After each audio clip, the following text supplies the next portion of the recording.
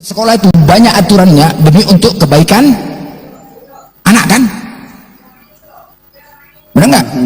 Iya. Ya kan, terjaga artinya menjadi untuk lebih baik. Ya, sama juga begitu Islam, banyak aturan demi untuk kebaikan. Itu aja, gampang kok ya kan? Wah, bawa Kang Iya, Maman, sebenarnya gampang. Iya.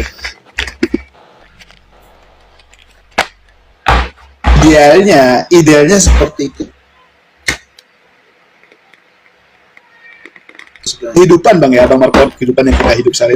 Ya ada aja manusia itu kadang ya pingin sesuatu yang bebas gitu loh, bang Marco. Nah, pingin sesuatu yang menurut dia tuh kayak gini lebih enak nih, ngapain gue ngakuin yang sulit sih gitu loh. Ada sesuatu yang dalam pikiran kita itu pinginnya Islam simpel gitu, kok. Nah, Anda mau bebas masuk neraka, ada ganjarannya. Islam simpel kok. Anda mau berbuat apa? Buat aturan. Ketika aturan itu Anda langgar, Anda dapat ganjarannya. Simpel kok, gampang kok, nggak susah, ya kan?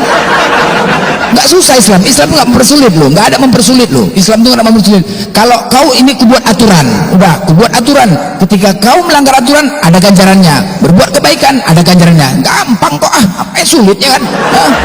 Simpel aja. Kalau kita malas mau sholat, ketika 5 waktu malas kau sholat, ada ganjarannya. Malas ke sholat ada ganjarannya, udah. Jadi nggak usah dirumit-rumitkan gitu loh, gampang ya kan? Nggak susah kok. Ini gue tambahin ya. Merumitkan bang, ini yang Iya, lu kan pengen bebas gitu kan, pengennya kan bebas gitu, yang penting percaya Tuhan gitu kan. Nah masalahnya surga itu nggak semurah itu gitu loh. Surga itu nggak semurah itu.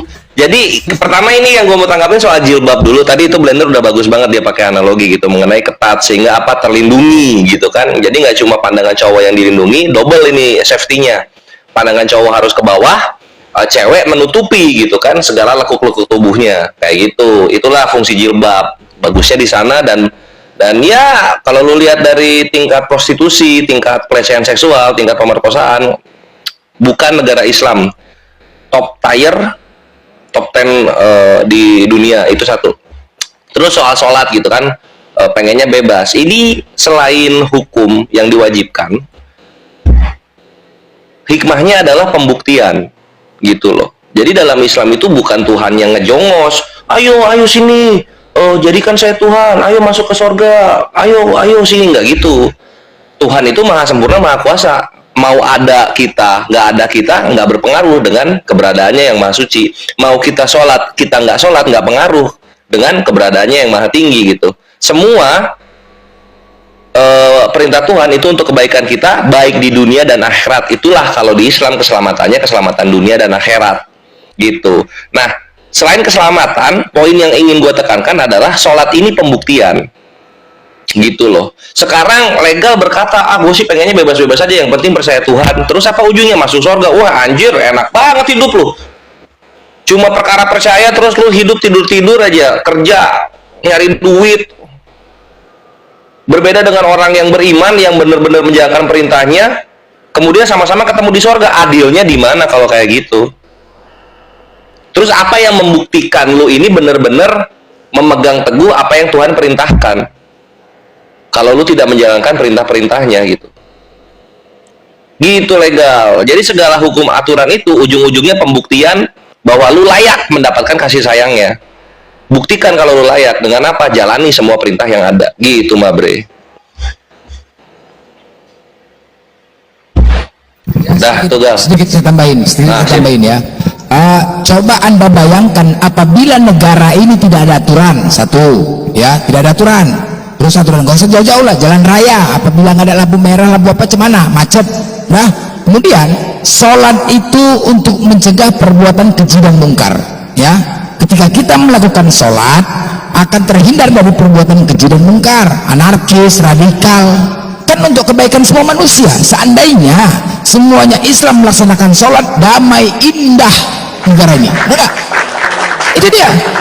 Damai indah, tidak ada perbuatan keji dan mungkar. Sholat jelas sholat, terbebas dari makanya negara Islam itu kalau seandainya semua sholat, nggak ada lagi perbuatan keji dan mungkar, nggak ada. Baik-baik sesama manusia, saling tolong menolong, saling menjalin kebaikan, itu pasti. Itu karena Allah Maha tahu. kalau laksanakan sholat demi kebaikan gitu loh. Jadi memang semuanya itu ada aturan itu untuk yang baik, ya kan. Kalau bebas-bebas sekalipun kita suntuk juga, nah begitu bebas jangan ketiban nanti kena ke keluarga kita baru rasa, aduh mah keluarga kita diperkosa biarkan aja, kalau nggak dihajar geram nggak istri kita diselingkuhi, kan nggak bisa. Jadi aturan itu penting. Bagaimana negara ini kalau nggak ada aturan gitu loh, paham kan? Bisa bos, bisa. Nanti telepon Pak Daud nanti telepon Pak Daud, mana tuh lahir Tuhan bilang, ya kan? Kalau sebelah itu bebas dia bos, bebas mau apa saja. Kalau sebelah mau apa saja dosa tebus, ya kan? Kalau sebelah itu ya kan, mau menipu ditanggung sama Tuhannya, mau berzina Tuhan yang nanggung, enak kali ya kan. Udahlah diciptakan Tuhan, diberikan napas, dikasih makan, dikasih enak, habis itu dia yang ngatur Tuhan, bukan Tuhan yang ngatur orang itu. Mati masuk surga pula lagi, aduh enak kali bah, mati masuk surga langsung. Itu dibantahnya biasanya gini, Blen, ini gue curhat dikit ya, dibantahnya gini biasanya di pihak sebelah itu, ya enggak dong, kalau misalnya udah percaya otomatis kita nggak akan melakukan hal-hal yang jelek tersebut gitu kan. Oke, gitu. Iya, betul. Nah kan gitu kan bahasanya. Terus dia gini, dan perbuatan baik itu tidak menyebabkan kamu masuk surga gitu. Nah, di sini gue bencinya gitu. Kalau misalnya perbuatan baik tidak menyebabkan masuk surga, ya janganlah perbuatan buruk itu menyebabkan lu masuk neraka gitu loh. Kok standar ganda gitu. Perbuatan baik gak dihitung, kok perbuatan jahatnya dihitung. Maunya apa? Kok konsep begini? Jadi udah paling jelas itu seadil-adilnya konsep keselamatan itu di Islam. Allah itu berfirman begini, barang siapa yang mengejar dunia maka dunia yang akan dia dapatkan, barang siapa yang mengejar akhirat maka akhirat yang dia dapatkan, dan Allah lah seadil-adilnya pemberi balasan. Itu yang Allah bilang. Lu mau misalnya tadi kita ambil contoh si legal ya, legal pengen bebas, lu niatnya pengen bebas nih, itu lu berdoa nggak berdoa Allah kabulin. Oke, ini dikasih bebas hidup lu. Nanti hari penghakiman coba kita lihat kebebasan lu itu bisa bikin berat timbangan baik lu nggak gitu. Gitu Gal. Enak kali ya kan, orang yang berutang kita yang bayar, kepala bapaknya itu. Nanti kalau serutan gitu, begitu giliran tanya Ten nanti kan, Ten sebenarnya aku pinjam duit 5 juta, aku bayar kata. Giliran 5 juta mau dibayar 100 juta, begaduh lah ya. Ready? Nggak gitu Blen, nggak gitu Blen. Gini bre. Oke, kan gini, ini ada orang utang 10 juta, anjir. Terus datang nih sosok yang putih bersih datang dia. Saya datang. Mau apa Pak? Mau bayar hutangnya dia yang 10 juta. Oh gitu, boleh. Ini dikasihkan duit, diambil duitnya nih sama yang piutang 300.000 bang. Iya, saya ambil dia. Ya nggak lunas lah. Utangnya 10 juta, lu bayar 300.000, nggak lunas. Geblek. Konsepnya itu kalau diomongin indah, tapi kalau kita pikirin pakai akal itu rugi bandar serius gitu. Lanjut. Hancur lah babak belur ya. Prediksi ya kan? Mana prediksi ya? Yang bang, bicara apa ini udah terlalu panjang nih.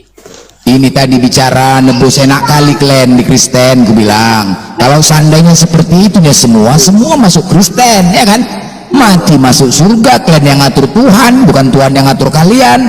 Hidup dosa ditanggung, mau menipu ditanggung Tuhan, berzina tanggung Tuhan, ya kan? Nah ini gue studi kasus nih Gal. Lu ini aja, lu udah merenung sekarang, atau enggak tanya-tanya ke agama yang lain ya, bandingin gitu. Kita ke Predika ya, kita cek nih Predika. Yesus mati nebus dosa bukan? Iya. Oke, sekarang kalau ada orang dosanya 10 juta dibayar 300.000 lunas nggak? Lunas nggak? Nggak mungkin kan, harus sebanding. Harus sebanding kan. Nah sekarang kenapa Yesus cuma mati 3 hari? Jadi oke ya, ini Anda tadi udah banyak saya nangkap lah. Boleh saya? Nah mantap, lanjut silakan. Oke, ya itulah bedanya kekristenan. Jadi setiap agama itu punya dalilnya sendiri, dan apa yang dikatakan oleh Kristen terhadap keselamatannya itu Alkitab yang bilang. Iya. Bukan Kristennya, gitu loh ya. Iya. Sekarang bagaimana mungkin Yesus itu mati 3 hari, nah lalu kita selamat selama-lamanya, 1 orang dibandingkan dengan semua yang sudah ditebus. Itulah misteri kuasa dari korban Kristus. Misteri. Ya kan? Kalau udah misteri ya susah lah. Oke ya. Nah, jadi tidak bisa diukur dengan hanya 3 hari bisa menyelamatkan selama-lamanya. Karena memang kualitas diri sang penebus itulah yang menentukan sejauh mana kualitas dari keselamatan itu sendiri. Karena tidak mungkin bisa terjadi keselamatan kalau tidak ada keadilan. Oke, nah terus menebus dosa ini untuk manusia yang setelah Yesus, yang hidup setelah Yesus, atau yang sebelum Yesus hidup yang ditebus ini? Ya, oke. Jadi di dalam perjanjian lama, ada konsep yang disebut konsep melihat atau pengharapan akan datangnya Sang Mesias. Ya, jadi mereka yang di dalam perjanjian lama tetap jalan keselamatan itu hanya satu, melalui Yesus Kristus. Hanya yang di dalam perjanjian lama itu sifatnya di dalam Ibrani disebut seperti sebuah bayangan, tipologi, ya. Jadi melakukan ritual, melakukan kegiatan upacara keagamaan, tapi tidak mungkin itu menyelamatkan, sebab di dalam Mazmur pun sudah disebutkan terlalu mahal. Nah, jadi orang-orang yang di perjanjian lama ini masuk surga nggak? Gimana? Orang-orang yang di perjanjian lama ini? Ketika mereka menyatakan iman mereka melalui perbuatan mereka, mereka selamat. Oh, kalau gitu ya ketemu Firaun kita di surga ya? Oh, enggak. Apakah Firaun melakukan tepat seperti yang dimaksudkan oleh Tuhan? Kita tidak bisa menyebut itu. Lah gimana Tuhan ngomong Firaun? Firaun orang Mesir, bukan orang Israel. Nah, justru itu. Siapa yang bilang Firaun selamat? Berarti orang yang selamat cuma Israel doang. Nah, itulah yang kita tidak bisa bantah, karena itu Allah. Itu Inilah maksud buat konsep keselamatannya aneh gitu loh. Nah, mau aneh atau tidak, kami pun bisa bilang keselamatan Anda aneh. Paham enggak? Nah, coba anehnya di mana kalau kami? Anehnya di mana? Oke, jelaskan aja dulu. Jelaskan keselamatan Anda, baru saya tanggapin. Begitu kan? Oke, keselamatan di Islam begini. Nah, Allah mengutus 124.000 nabi ke seluruh titik bumi untuk menjelaskan apa yang dikehendaki oleh Allah. Tuhan yang benar gitu kan. Nah, orang-orang yang tidak mau mengikuti perkataan nabi-nabi ini, maka dialah yang nggak selamat. Itu satu. Sampai nanti Nabi Muhammad datang, risalah seluruh bumi itu dipegang oleh satu nabi ini. Orang-orang yang sudah sampai risalah tentang nabi ini, lalu mereka tetap tidak menerimanya, mereka nggak selamat. Oke. Itu dua. Yang ketiga sekarang, kalau ada orang-orang yang memang belum sampai risalahnya dan zaman Nabi Muhammad SAW sudah lewat, maka penghakimannya langsung oleh Allah di akhirat nanti. Allah akan suruh mereka melewati api. Jikalau mereka taat, mereka selamat. Jikalau mereka menolak, maka mereka masuk neraka sesungguhnya. Nah, itu 3 kelar. Silakan. Di mana anehnya? Oke, Ya, baik. Bang Kores, stop dulu. Saya Iya, ya. izin turun dulu, Bang Kores ya. Saya izin Siap-siap turun dulu. legal Terima kasih hacker. sebelumnya. Semoga hidayah Allah Terima kasih sampai diskusinya. kepadamu ya. Amin. Ya, siap. Amin. Amin. Mantap. Oke, Ya. Bang Legal, Tapi nanti mantap. saya izin naik, gak apa-apa ya. Diskusi Aman. nanti, Bang Kores, ya. Banyak yang baru. Yo. Ya, Nah, siap. Yo. Oke, thank you Bang Legal ya. Nah, Assalamualaikum. ini Bang Kores ya. Yes. Ini Bang Kores. Kenapa ada konsep keselamatan? Keselamatan itu kan sesuatu yang dibutuhkan. Enggak. Jangan dulu ke sana. Lu tanggapin dulu dari konsep keselamatan yang gue jelaskan tentang Islam. Anehnya di mana? Nah, justru itu Bang, saya mau nanggapin itu. Ya, Oh, gue kira lu bikin topik baru. Ya. Nah, saya mau nanggapin itu. Jadi gini, kenapa ada itu istilah keselamatan? Berarti kan ada sebuah persoalan, ada sebuah masalah yang kita sebut dengan dosa. Kan itu dosa. Nah, sekarang seseorang mau diselamatkan, dia berdosa. Dosa itu kan adalah sesuatu yang membuat dia jauh dari standar Keselamatan. kekudusan Allah. Standar kekudusan Allah. Allah itu kudus. Nah, lalu manusia diciptakan kudus, tapi dia jatuh ke dalam dosa seperti yang terjadi di Taman Eden. Nah, sekarang dosanya itu mau diapain? Sekasih-kasihnya Allah, gak mungkin dia bilang, yuk selamat, lakukan aja ini dan segala macam. Tapi dosamu gimana gitu loh. Dosamu bagaimana? Sebab standar itu dilakukan oleh Allah sendiri. Gitu. Nah, jadi kalau hanya perbuatan atau tanda petik yang lain-lain itu dilakukan, lalu dia selamat. Nah, dosanya gimana? Setitik dosa pun itu adalah sebuah celah yang sangat luar biasa di hadapan Allah. Yang akhirnya itu menjadikan manusia itu sebagai yang terkutuk kan. Oke, stop dulu sampai situ. Nah, di dalam konsep kami, Nabi Adam yang Allah firmankan kepada kami sebenar-benarnya kisahnya, Nabi Adam kami bertaubat beliau ini bertaubat. Jadi ketika dia berdosa, melakukan kesalahan, dia bertobat, memohon ampunan kepada Allah. Allah mengampuni dosanya, dosanya hilang. Oke.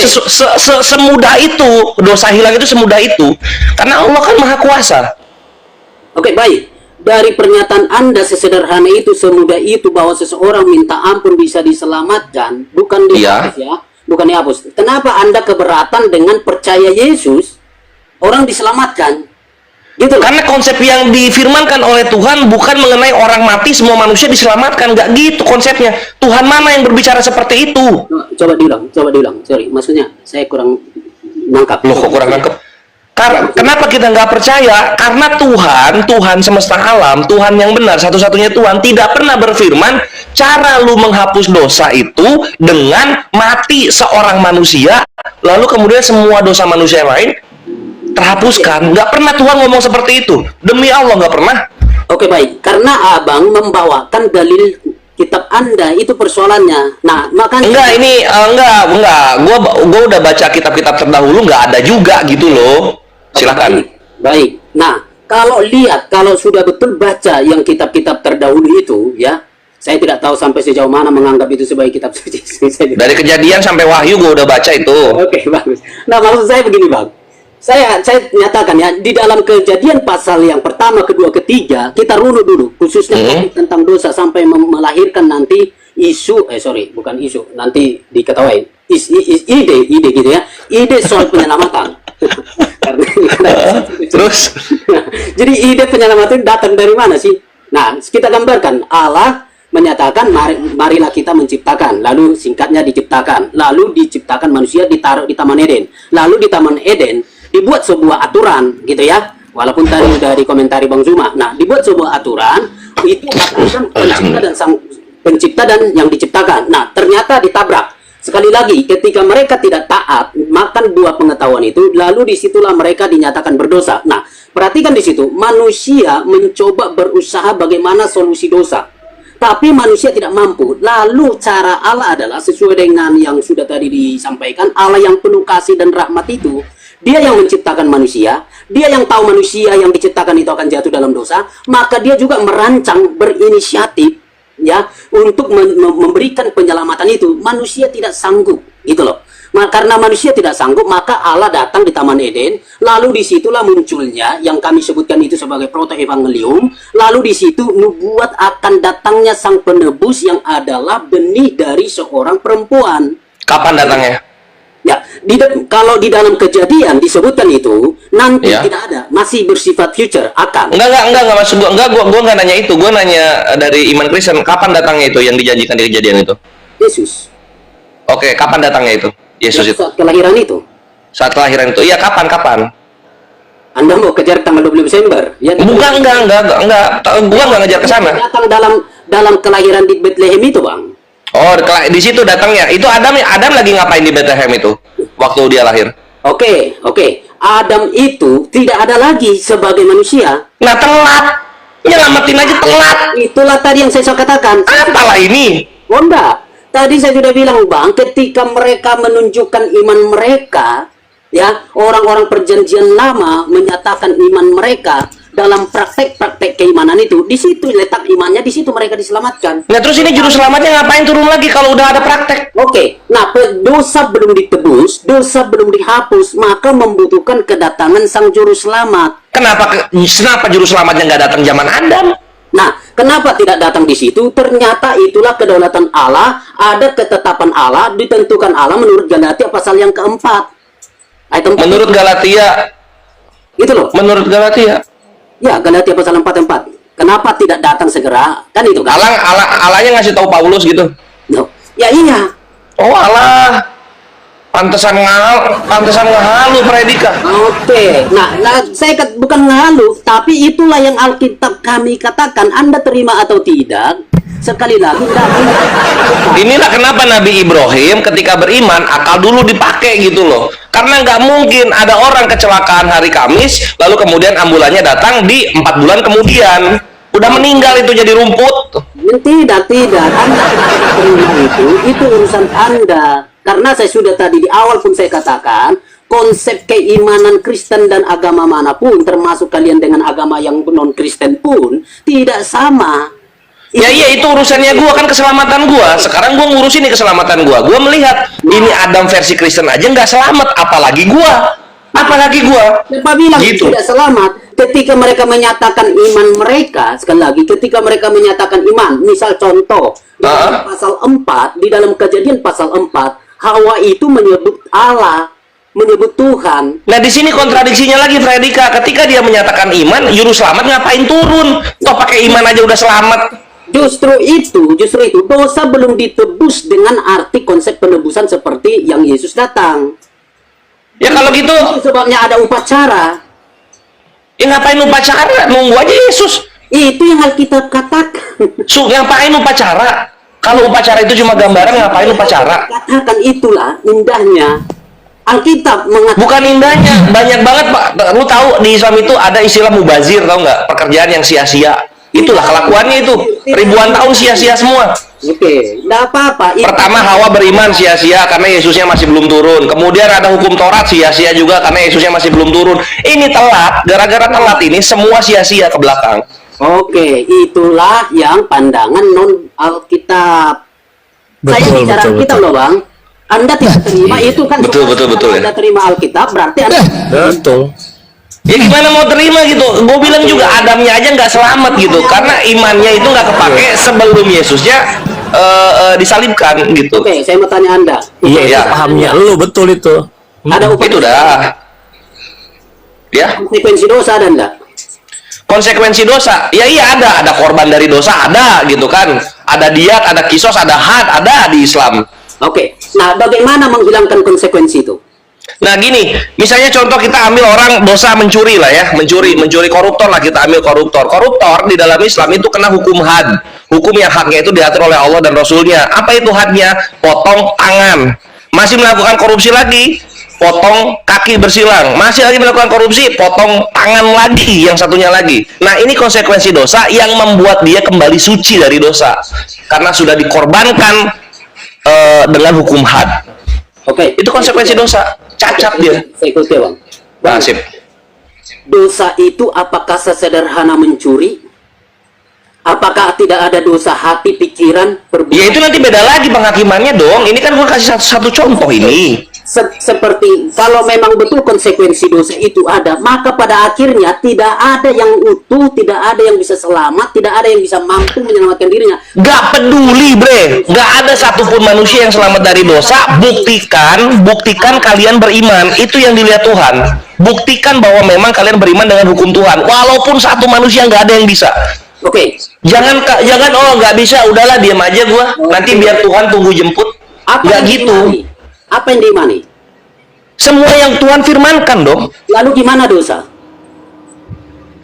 Ini dosa itu di dalam Islam takwa ya, jatuhnya takwa. Nah, dalam bertakwa, lu mengikuti perintahnya, menjalani perintahnya, menjauhi larangannya kan gitu. Ketika lu melakukan kebalikannya, dosa pun terjadi di sana. Oke. Ketika takwanya orang ada dosa tidak? Putus-putus ya? Siapa putus-putus? Sorry. Enggak. Nah, Ini gue putus-putus ya? Enggak. Jelas bang. Jadi gini, takwanya orang bang, ada ndak dosanya? Ya ada pastilah, namanya manusia bukan nabi. Oke, nah justru itu gimana persoalan dosa tadi? Katanya Allah adil, itu kan? Nah, abang itu gini loh, dua jawaban. Ya, Bang. Pertama abang bilang bertakwa, kedua beriman, kan itu tadi yang kita kejar. Nah, setakwa-takwanya orang. Beriman itu percaya, bertakwa itu perbuatan. Nah, justru itu. Apa yang pusing? Jadi gimana? Yang takwa atau yang beriman? Yang menyelamatkan? Lah, iman, pembuktian iman lu pakai takwa. Gimana iman lu mau dinilai kalau lu nggak bertakwa? Gimana caranya? Oke, setakwa-takwanya Anda gimana soal dosa tadi? Gimana caranya anjir? Sekarang lu bilang saya beriman gitu, tapi lu nggak menjalankan perintah Tuhan, nggak bertakwa. Oke, ada yang ada di Intinya simpel, orang pasti berdosa semua. Intinya itu aja, udah nggak ada. Lah iya sekarang, dalam Islam ada konsep taubat. Nah, Dalam Islam tuh ada konsep taubat. Taubat itu menghapuskan dosa. Kata siapa? Iya, sampai mati, bre, sampai mati. Penghitungan dosa dan pahala dalam Islam itu sampai nafas terakhir keluar dari hidung lu. Penghitungan dosa sampai terakhir itu. Nah, Tapi kenapa ditanya lagi? Bukan, ini Predika yang nanya. Ditanya lagi kalau tobat. Enggak, kalau kan udah tobat nih. Tapi kenapa ditanya lagi sama malaikat, bukan nangkir? Hah? Kenapa tanya lagi? Lah itu pertanyaan iman lah, kayak mana sih lu?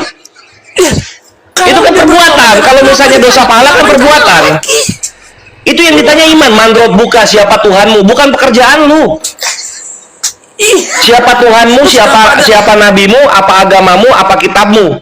Kan yang ditanya Nah, itu. terus kenapa ada serambut lagi? Kenapa ada serambut di 7? Kenapa? Lah itu nanti amalan kita, pahala kita itu yang membuat kita melewati. Gimana sih? Sekarang kalau misalnya nggak ada seperti itu, nggak ada misalnya dengan melewati jembatan Asyirot gitu kan, lalu kemudian nggak ada siksa kubur dan nikmat kubur, artinya pelacur dan wanita soleh sama-sama di surga ketemu. Asik dong kalau penjahat. bertobat. Ya kalau bertobat kan.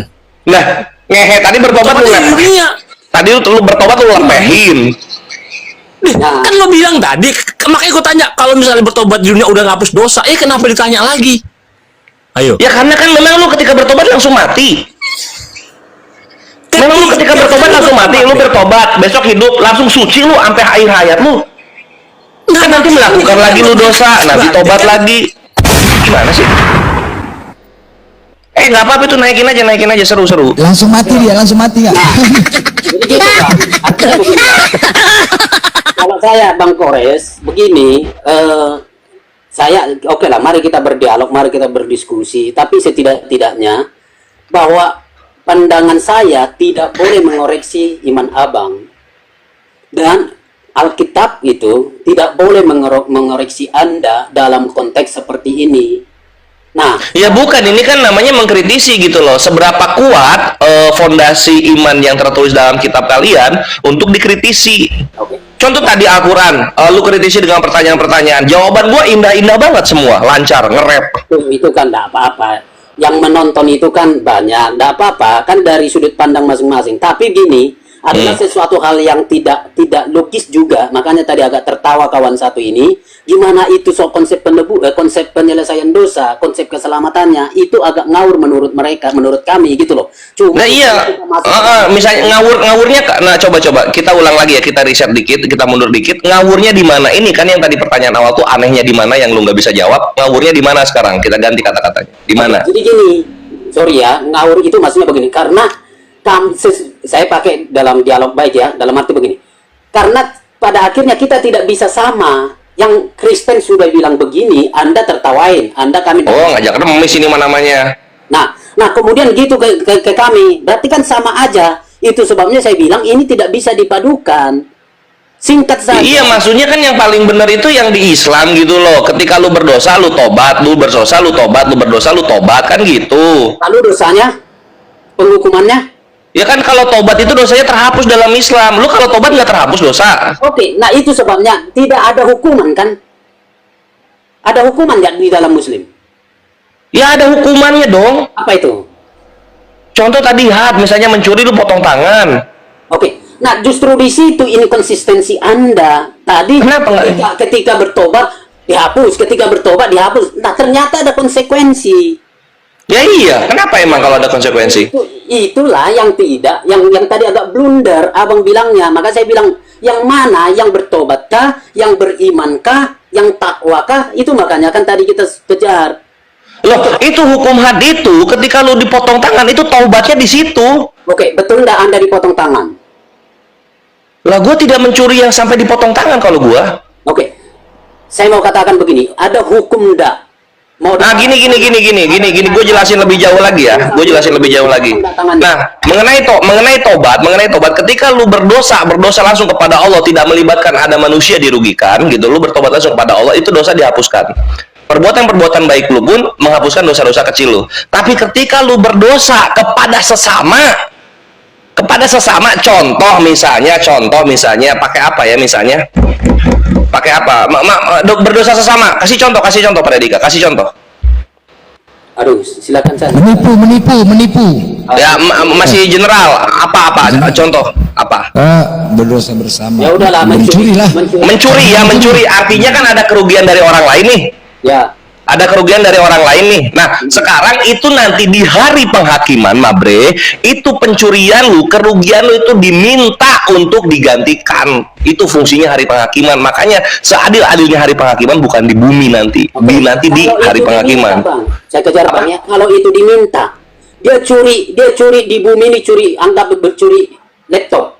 Ya. Lalu di surga dia kembalikan laptop. Bayar pakai pahala baiknya itu sebagai ganjaran untuk orang yang dirugikan. Oke, kalau dia kurang pahala, Si orang yang bayarnya kurang pahala, neraka dia jatuh. oh neraka. Pak, Neraka dia jatuh. sampai akhirnya.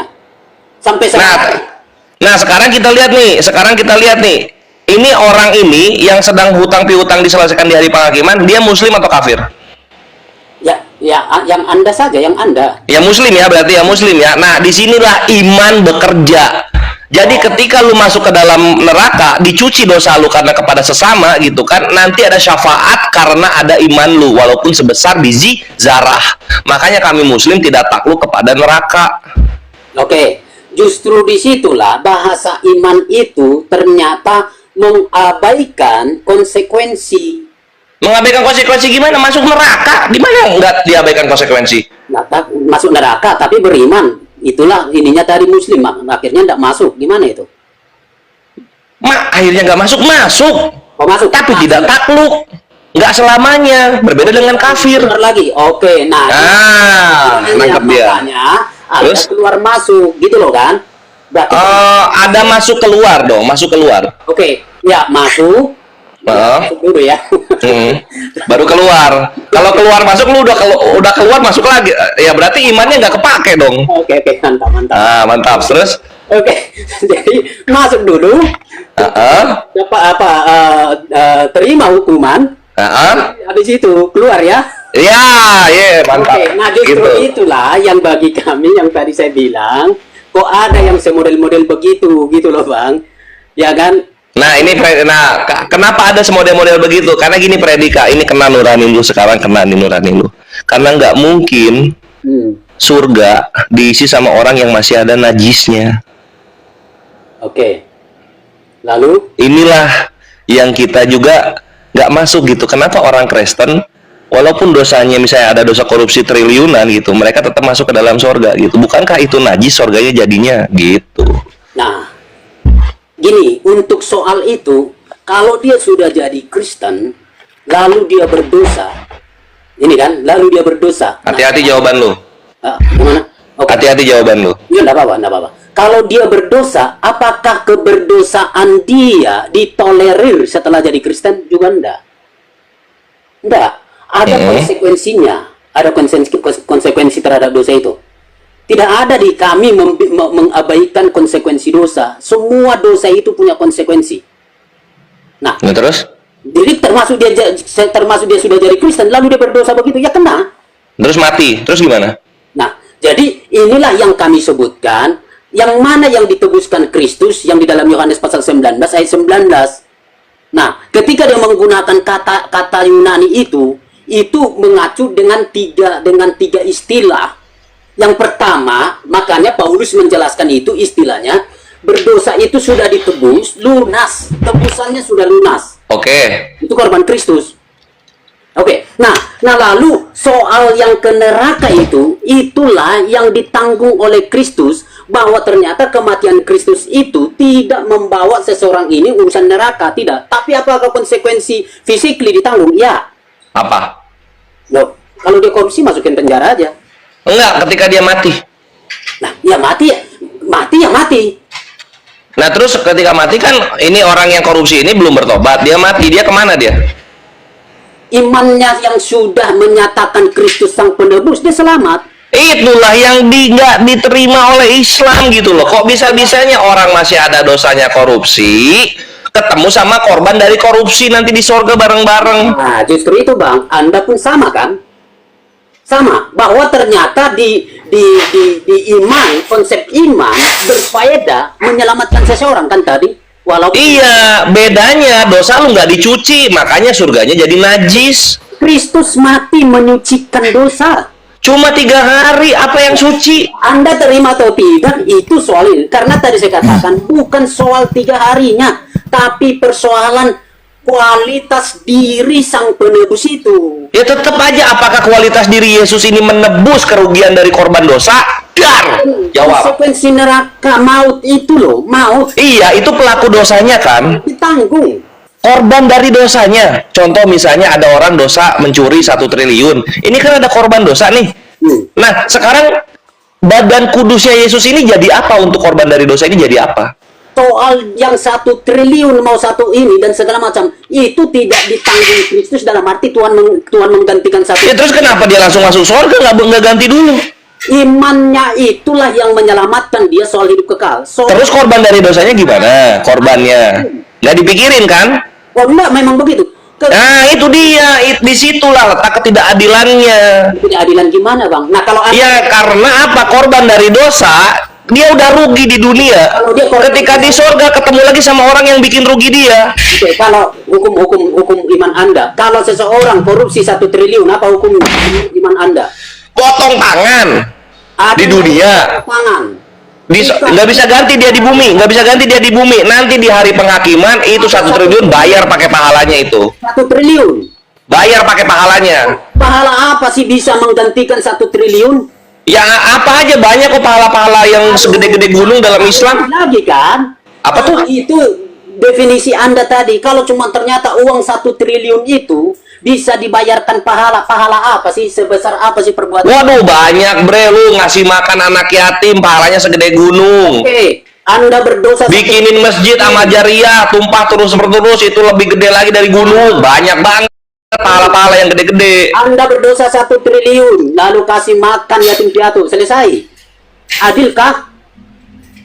Bukan ini di hari penghakimannya, bukan di dunia, kita bicara hari penghakimannya. Kalau lu masih di dunia, lu ada 1 triliun, lu bayar langsung ke korbannya. Ini di hari penghakiman, posisinya udah mati. Oke, tetap sama bang, tetap di hati. Enggak, beda. Lu ini orang ini ya. Dia nggak mendapatkan hukuman yang setimpal gitu atas perbuatan dosanya yang merugikan orang lain. Oke, saya ikuti dulu abang, Ya. Ini angka bang, triliun. Oke, angka triliun. Udah kau kawin anak kecil sama anak Rasul, Udah kau kawin anak kecil. Tuhan kau dulu itu dikawin dulu sama bule-bule Afrika sana. Di surga kau itu Tuhan kau dikawin sama bule-bule Afrika. Lubangnya sebesar apa itu? Fokus kita bang. Mantap. Fokus. Dikira gua nggak siaga, ini gua dialog santai tangan gua ke pedang, bre. Saya belum ngerti. Ya kan ini tadi pintar abang mengatakan apa ujian apa kevalidan dari sebuah pernyataan iman itu kan. Nah, Iya. jadi gini, yang dicuri ini kan, ini jelas ada yang dirugikan, ini angka di Nah itu yang nggak dipikirin sama hukum kasih predika. Semoga lu kepikiran itu. Lanjut. Justru itu saya katakan selesai dengan Kristus. Nah, justru itu Anda pun nanti tidak konsisten. Nah, oke, saya lanjutkan dulu ya sampai final ya. Jadi Iya, ya. Jadi gini, ketika seseorang berdosa triliun, oke lah. Nah, dia harusnya potong tangan. Saya tidak tahu potong tangan ini nanti di surga atau di Enggak hukum had itu di dunia. Potong tangan itu di dunia. Nah, pertanyaan saya, ada ndak sampai sejauh ini yang mencuri atau apapun yang dipotong tangannya? Oh ada, kalau di negara-negara yang konstitusinya itu menggunakan Al-Quran dan As-Sunnah, contoh Arab Saudi, itu tiap bulannya ada. Oke. Nah, kenapa di Indonesia tidak dibuat? Ya karena Indonesia toleransinya tinggi sekali. Toleransi mengabaikan hukum agama kah? Tinggi sekali gitu. Gini gua kasih tahu predika. Abang gini loh. Abang ini punya konstitusi agama, tapi karena konstitusi Indonesia yang toleran ternyata mengabaikan nilai agama, begitu? Bukan begitu.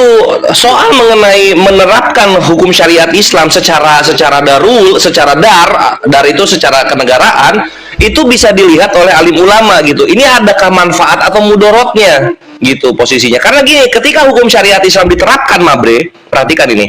Ketika hukum syariat Islam diterapkan, satu negara apapun agamanya pakai itu syariat. Oke. Nah, Nah. itu Nah, tunggu dulu. Ini gua beresin.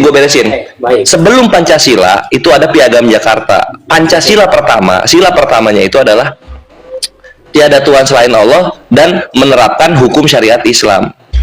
Ini mau dipakai, saudara-saudara kita di timur nggak mau, gitu kan? Sehingga diambil yang paling bermanfaat yang mana? Ya udah sila 1 ganti ketuhanan yang Maha Esa.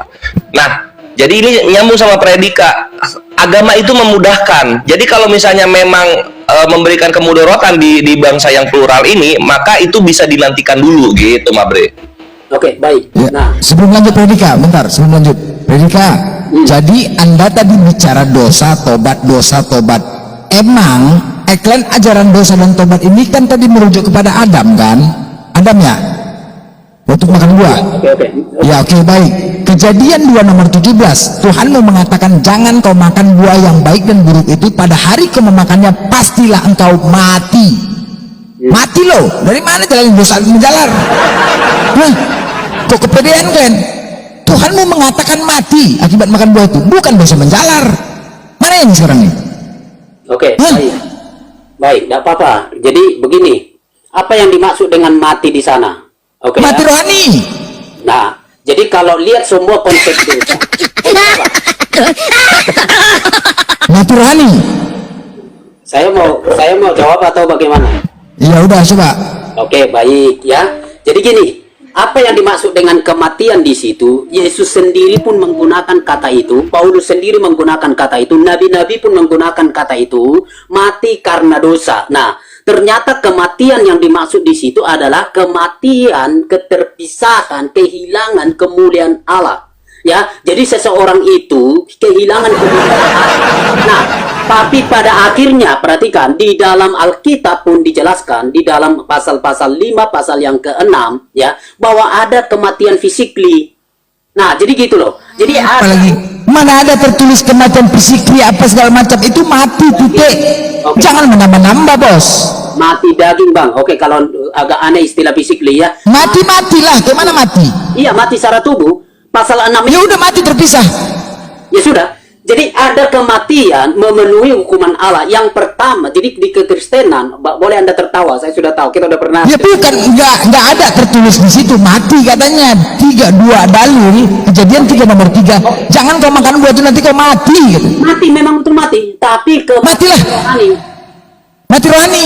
Ya. Nggak ada tertulis mati rohani, ngarang aja. Kalau Anda Apa ini? terima itu enggak apa-apa. Loh, bukan, itu nggak ada tertulis, jangan tambah-tambahin ya bos. Justru itu. Mana tertulis? Oke, Anda tidak terima, enggak apa-apa, saya paham. Ya bukan, itu Anda bohong. Kalau nggak ada tertulis, berarti Anda bohong, pendusta. Oh, bukan bohong. Loh, di mana tertulis mati rohani? Nah, lalu kematian apa yang Anda maksud?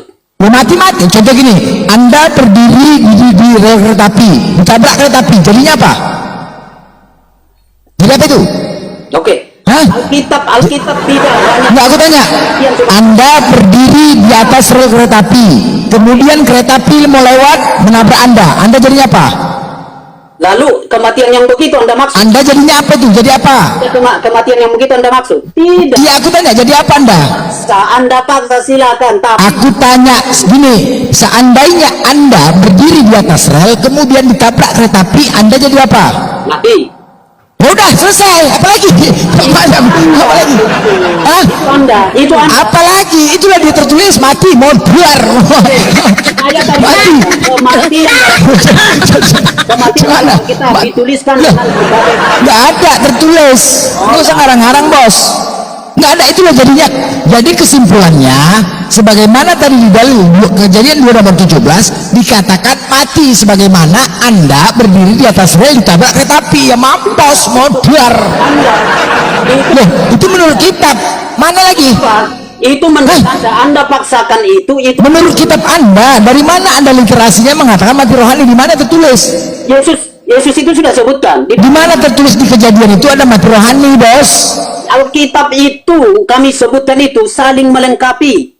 Melengkapi apa? Nggak ada tertulis mati rohani, mati jasmani, nggak ada. Oke, dengar ya. Itulah yang Yesus katakan bahwa dia mati. Nggak ada urusan Yesus di sini. Urusan Tuhan Anda mengatakan bahwa saya mati. Ini aja, pisahkan saja Alkitab itu hanya di ayat itu. Loh, dari semananya? Itu Itu perkataan Tuhanmu loh, nggak mau didengar. Justru itu saya mau jelaskan Alkitab itu menafsirkan dirinya sendiri. Cemana dirinya sendiri menafsirkan kitab itu? Aduh, ngarang aja kau. Anda terima, enggak apa-apa. Bukan kok menafsirkan dirinya sendiri. Apa yang bisa kata itu? Anda tidak percaya kan? Anda tidak bisa begitu, makanya Tuhan Anda mengatakan, Saya sudah bilang, Bu, ya nggak bisa gitu diskusi, kita harus jujur. Kalau Anda menambah dan mengurangi, dengar, gini kata Yesus, apabila Anda menambah dan mengurangi firman adalah pendusta. Kami nggak mau diskusi sama orang pendusta. Tidak ada Yesus bilang itu. Ada di Ulangan ada, di Wahyu juga ada. Mana Yesus Hah? bilang? Anda pun Jadi, ya Tuhan mau mengatakan jangan menambah dan mengurangi firman Tuhan. iya, tapi jangan bilang Yesus. Ya udah, janganlah kau tambahin, pendusta Anda namanya. Justru itu, siapa yang nambah? Yesus yang Ya udah, kan tidak ada kata mati rohani, jangan dipaksa lah. Loh, kematian. Coba Efesus pasal 2. Mati, mau biar. Sekarang aku tanya, Adam mati nggak habis makan buah itu? Mati nggak dia? Mati. Mati. Ya. Kalian keturunan siapa kalau mati? Keturunan siapa kalian? Kematian rohani. Hah? Keturunan siapa kalian jadinya, woi? Kalau kalian mati, Oke. mati kita. Kalau keturunan siapa? Hah? Saya sudah bilang Bang Blender. Nah, kalau Anda paksakan itu begitu, maka yang ada apa? Silakan Mau mati, mau biar. Enggak. Itu Jadi? ditertawain Anda. Bukan, tadi Anda mengatakan mati habis makan buah itu mati. Ya udah, berarti kan keturunan siapa, Bos? Keturunan siapa kalian? Itulah mati rohani. Mati rohani dari mana? Mati rohani itu kayak mana mati rohani? Oke. Oke, sekarang gini. Oke, prediksi bentar ya. Saya jemput nih, saya jemput ke rumah. Ya, prediksi permisi mau rumah, aku gonceng naik motor. Yuk kita duduk ngopi ya kan, ngopi gonceng. Tiba-tiba di tengah jalan ditabrak truk kita. Wah, kau mati di tempat. Udah, habis itu istrimu nanya sama aku, Bang, mana lakiku? Mati rohani dia, aku bilang. Gimana? Mau kok? Hah? Saya kasih ayat ya. Mau? Kalau binimu, mana lakiku Bang? Mati rohani dia, aku bilang. Mau kok? Mau? Apa Anda tidak justru di situ Hah? kekayaan Alkitab. Saya Kok kekayaan kalau udah mati tewas kok mati rohani? Mau kok? saya baca ya. Saya baca. Nah, Hah? Yohanes 8 ayat 24. Karena itu, tadi aku berkata kepadamu, ini Yesus yang bilang, bahwa kamu akan mati dalam dosamu. Ya, Itu tertulis dalam dosa. Di Kejadian 2:17 tidak ada tertulis mati dalam dosa. Mati saja. Coba buka Kejadian 2:17. Coba buka. Jangan ngarang-ngarang lah, Bos. Coba buka. Bang, Nggak ada tertulis mati dosa. sebentar, sama-sama kita nuntut ya. Kalau Ya, buka. sebentar, saya ngomong. Kalau Anda minta di dalam Kejadian pasal 2, 16, 17 mati fisik, ada ndak di situ disebutkan? Nggak ada disebutkan mati fisik. Mati saja mati. Pun batal di situ. Mati saja mati itu kayak mana sih mati? Di situ, jangan Batal di mana mati? Ngarang aja kau. Mati, woi matilah. bilang. Makanya jangan dipakai Janganlah mengarang-arang, Bos. Nggak boleh kayak gitu. Banyak yang nonton. fisik kan? Siapa yang mengatakan fisik? Di situ itu siapa? Coba aku baca. Nah, Coba baca. Anda aja yang baca. Ada kata fisik ya? Ya udah, aku bacakan ya. Oke. Aku bacakan. Oke. Oke, aku bacakan ya. Yo. Janganlah kau makan buah yang baik dan buruk itu. Pada hari kau memakannya, pastilah engkau mati. Oke. Ada mati fisik? Mana ada mati fisik situ? Nah, makanya Emang mati kayak mana? Anda pun memaksakan mati fisik. Emang mati kayak mana? Sudah bilang, kamu pakai Hah? kamu pakai Mati tewas, mau biar meninggal, mayat sama nggak tuh mati? Bang, Hah? silakan Bang. Tadi kan sudah bilang kalau Anda mau buktikan itu mati fisik, ada tidak? Tidak ada kan? Nggak ada dikatakan mati fisik di situ, mati lah. Kayak mana ya kalau mati? Mati fisik. Nggak ada ditulis mati fisik di situ. Mati yang gimana maksud Anda? Ya kan, mati di mana maksud aku? Kau berdiri di atas rel kereta api, kemudian ditabrak kereta api, kau jadi apa? Di situ rel kereta api. Ya kau jadi apa? Nah, saya sudah Aku tanya, biar kau tahu arti mati itu apa? Maksud aku biar kau tahu apa arti mati itu. saya sudah Hah? bilang, Anda sendiri Maksud aku, biar kau tahu mati itu kayak mana. Berdiri kau di atas rel, udah. Kau berdiri di atas rel, udah. Kemudian ditabrak kereta api, kau jadi apa? Nah, sekarang Jadi apa? itu mati fisik. Enggak, jawab dulu, jadi apa kau tuh? Itu mati Hah? fisik. Oke, sama. Enggak, aku tanya kau, ketika kau berdiri di atas rel, kemudian ditabrak kereta api, kau jadi apa? Oke, saya jawab juga. Lalu itu menurut Anda mati apa? Jadi apa? Enggak, aku nanya kau jadi apa? Dulu jawab, jawaban saya. Apa yang mesti dijawab? Aku yang bertanya. Kenapa kau baru bertanya? Sekarang kalau menurut Anda di dalam Kejadian pasal 2 ayat 17 ada mati fisik enggak? Enggak ada tertulis mati fisik, jadi mati aja. Anda Mati aja di situ. kasih, jangan lari-lari ayah. Ya enggak, sekarang biar kau tahu arti definisi mati itu apa. Kau berdiri, udah, biar kau paham arti mati kayak mana. Kau berdiri di atas rel, kemudian ditabrak. Lalu menurut Anda mati fisik? Apa jadinya itu? Lalu Anda menurut Anda Apa jadinya? itu mati fisik? Tidak ada. Enggak, aku nanya jadinya apa? Tidak ada, Bang. Tuh, itu kok kan? Jadi kok mati itulah mati tuh. Itulah kok mati tuh. Itulah mati tuh. Nah itu tuh, betul kan? Mau biar kok, mau biar. Nah itulah namanya mau biar kok, mati kok kan? Itulah kau, itu mati. Tuh namanya mati tuh, biar tau kok, mau biar kok, itu mati, ngarang aja kau. Kok diskusi kok nggak mau jujur kayak mana lah kau nih mau bodoh-bodoh, nggak boleh kayak gitu lah. Diskusi jujur lah, macam orang bodoh. Sempat anak-anak yang menonton di sini ada anak, itu mati masa kayak gitu mati, bertahan mati rohani mati, bodoh-bodohin namanya tuh. Nggak mau jujur kau, nggak aja. Tadi kau udah tahu kan mati kan, nah itulah namanya mati tuh, biar kau tahu ya. Kok ditanya mati rohani, mati jasmani, mati kepala otaknya itu, ngarang aja, mati itu gitu tadi, jelas ya. Bagaimana dia? Udah turun dia? Udah turun. Kepas. Apa mati juga? lebih enak lagi diskusi sama Kepas nih. Kepas, apakah Yesus Tuhan? Tuhan. Bapak Tuhan? Tuhan. Roh Kudus Tuhan? Tuhan. Berapa jumlah Tuhannya? Satu. Di antara tiga, siapakah yang kau sembah? Elohim Yahweh. Wah!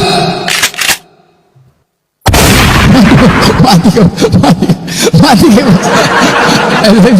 Elohim Yahweh. Dijawabnya Elohim Yahweh pula. Aduh mak jauh mati. Elohim Yahweh pula, kau salah Elohim Yahweh pula. Aduh mak. Pagi bos, apa kabar bos? Pagi bos. Enak kan yang peluru nih? Enak kan? Tembak di sini. Ini sniper. Itu enaknya tuh Kepas, konsisten dia Elohim Yahweh ya kan Kepas, tapi kena tembak kok.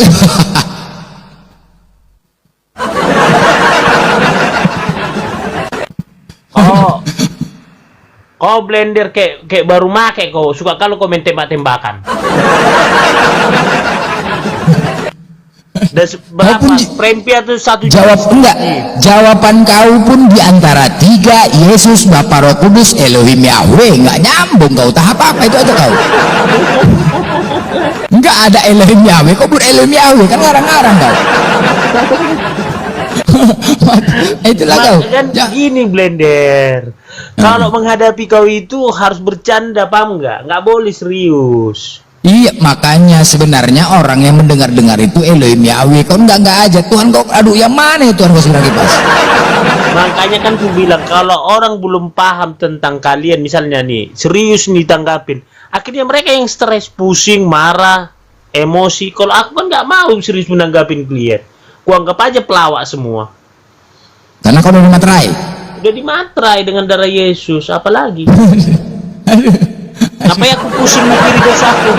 Udah ada penebusku, juru selamat Yesus Kristus, ngapain aku pusing? Kalian kan iri karena Tuhan Yesus kami ada penebus kami. Kalau kalian kan Tuhan kalian kan nggak mau menebus kalian. Kalau kami kan ditebus dosa kami.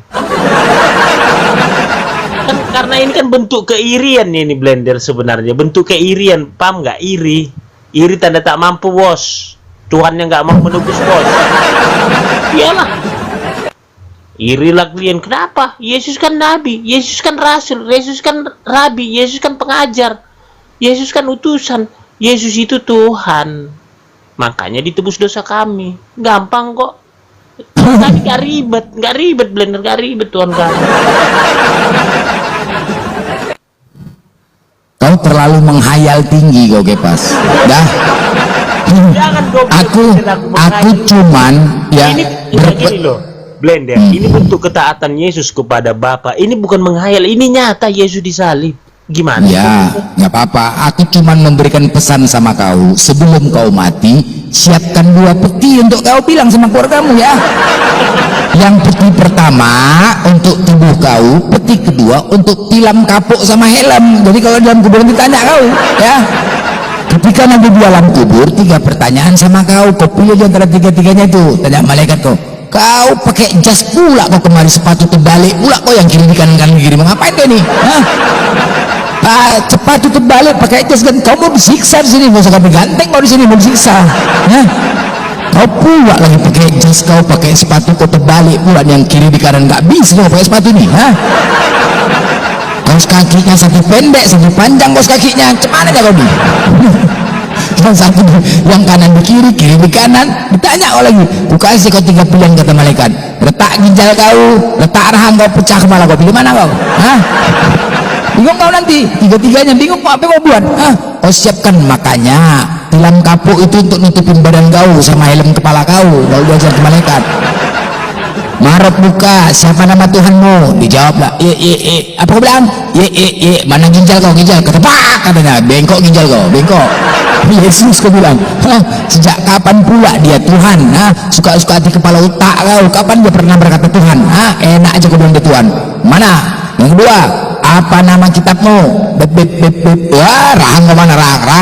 Rang sini rang. Rang kau yang mana? Yang kiri apa kanan? Kanan kiri apa kanan? Sini, betul kau.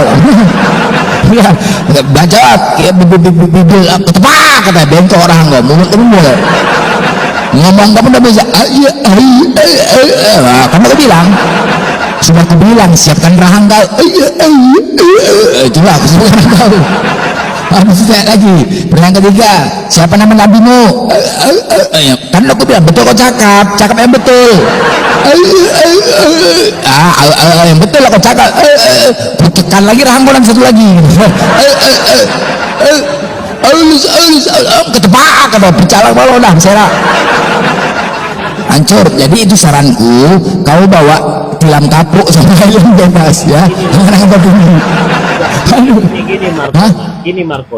Jadi ini hanya bentuk iri hati aja klien, karena Tuhan kami bisa menebus dosa kami. Kalau Tuhan kalian kan nggak kelihatan, makanya Jangan bebas saja ini Gerhard nih, aduh. ini masalah hati aja nih. Sebenarnya ada aku bilang samamu Blender. Izin boleh saya bicara? Ini- Saya tadi ada bicara loh. Bentar Jadi, dulu. Enggak, kalian Kristen ini tidak memahami isi Bible. Terus terang aja, kalian ini juga bukan pengikut Yesus kalian ini. Cuman ya klaim kosong yang mengatakan pengikut Yesus. Faktanya tidak ada semua ajaran Yesus yang kalian ikuti. Bagaimana kemudian kau katakan Tuhan mati untuk menebus dosa manusia? Berarti Tuhan itu melegalkan terjadi kejahatan dong. Silakan kalian berdosa, nanti kutebus. Berarti Tuhan Anda itu melegalkan kejahatan, memperbolehkan melakukan dosa. Ini kontradiksi. Ini jadi kontradiksi. Sprempi nih masuk ya Blender ya. Ngaji atau udah sprempi Blender. Great man. Blender. Bebas. Kalau dosa kalian ditebus, berarti Tuhan kalian memperbolehkan melakukan kejahatan. Itu poin penting dari doktrin Anda. Apa artinya ada surga dan neraka di Bibelmu? Gini loh, kami udah dimatrai anteng, makanya kami Enggak. udah pusing. Coba Kalian aja jawab. masih pusing uring-uringan. Coba jawab, apa arti ada bicara surga dan neraka di Bibel Anda kalau semua dosa kalian ditebus? Enak lah, melegal. makanya kan aku bilang anteng hidup ini, ngapain Berarti pusing?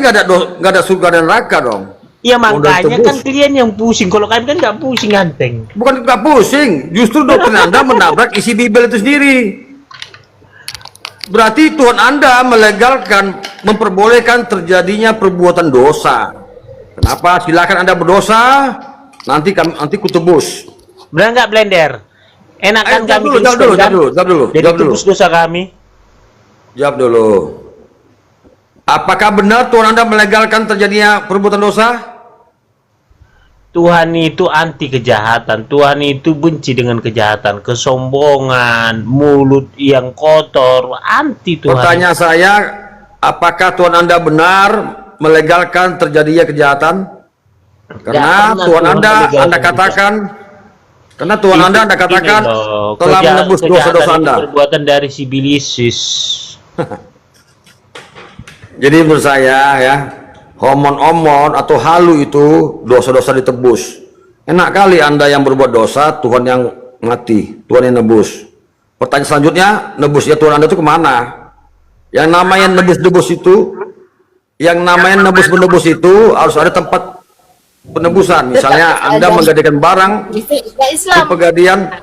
Titik dia ngurus tuh, semula kami titik Kristen, adik Ruli Kristen, aku Kristen. Kalau namanya nebus, berarti ada tempat untuk menebus. Misalnya Anda menggadaikan barang ke pegadian, nebus ya ke pegadian. Misalnya Anda menggadaikan surat tanah ke rentenir atau meminjam uang ke rentenir, menebusnya kembali kepada rentenir tersebut. Nah, Yesus yang dikatakan Tuhan menebus dosa Anda, dia nebusnya kemana? Padahal Anda mengimani Tuhan itu maha segala-galanya. Kalau dia maha segala-galanya, kenapa dia tidak mengampuni saja kalau dia memang dia adil? Kalau dia memang pengasih dan penyayang, dosamu telah kuampuni. Mengapa mesti ada tradisi-tradisi penyalipan di gantung seorang anak manusia? Ini kontradiksi dengan isi Bible itu sendiri. Ya, Gret, silakan Gret.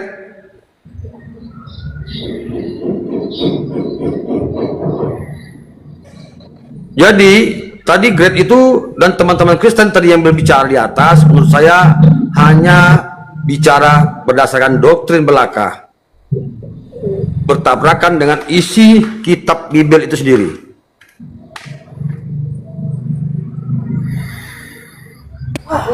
Assalamualaikum. Waalaikumsalam warahmatullahi wabarakatuh. Izin sebentar ya, Bang Andi. Oh, saya ini terus silakan. Oh ya, Bang Blender, ya sorry. Ya teman-teman sekalian, salam kenal. Saya Riko dari Tanjung Padang Belitung, sedang berjualan cemilan. Silakan yang mau support kami, silakan. Ada pempek sutra, abon, peletek, kerupuk, setik, dan pastel, enak semua itu ya. Silakan langsung ke akun saya, ada di bio-nya, itu nomor WhatsApp saya.